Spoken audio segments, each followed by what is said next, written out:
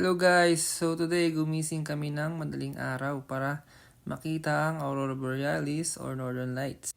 Siyempre, kasama natin yung bebe ko. Ganda talaga ng bebe ko. So alas 3 kami gumising kasi estimate namin is 4 AM magpapakita yung Aurora. Antok na antok. Siyempre, dala natin yung camera natin tsaka tripod. Hindi natin dapat yan makakalimutan guys. At lumabas na nga kami. Sa harap muna kami pero sobrang liwanag. Kaya lumipat kami sa likod. Sana wala makakita sa amin. Baka ma-weirdoan yung mga tao.